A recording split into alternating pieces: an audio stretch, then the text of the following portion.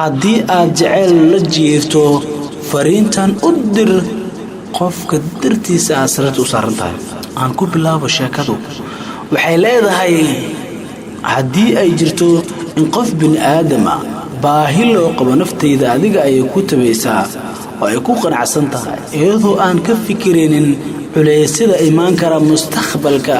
waayo naftayda ayaa ku dhaganugul dhagaheeguna waxa ay maqlaan erayadaada oo kaliya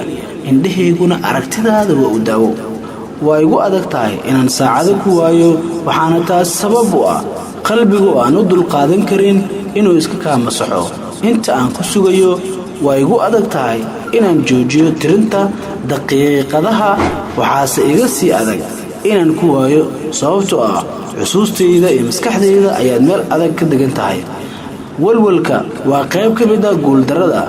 laakiin tartanka soo jiidashada waa u qalantaa qofka inuu wajaho guuldarooyin badan sababta aan u noolahay haddii aniga xaggayga ay sidaasi tahay ogow meel ka mid ah dunida waxaa ku nool qof riyadiisu tahay oo la caddayntaada waan ku jeclahay in ka badan inta aan wada jirno waxaana haystaa wax walba oo aan u baahanahay wada jooggeena maalintaan ku halacsaday muxibadu iqaado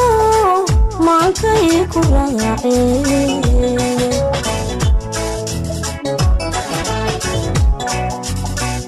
allamahadiwe midkiiga maqnaaye muddo aan sugayo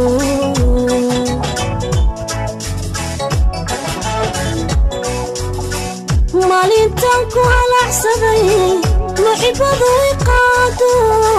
maankay ku raaceen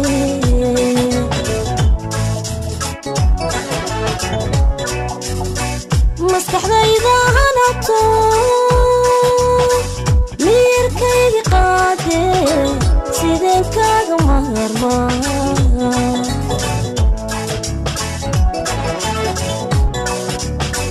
maskaxdayda hanato miyirkaygi qaade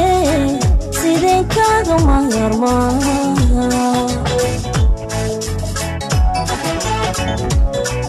jacaylku waa dulqaad iyo naxariis waxaan jecelnahay inaan runta soo bandhigno iyadoo aan qofna la niyad jebin doonin mararka qaar waxaa tahay qofka dadka igu dhow ee aan qalbiyada isdhaafsano wax walba boqolaal qalbiyo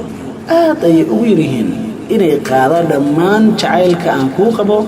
maba ogeen ebedkay macnaha jacayl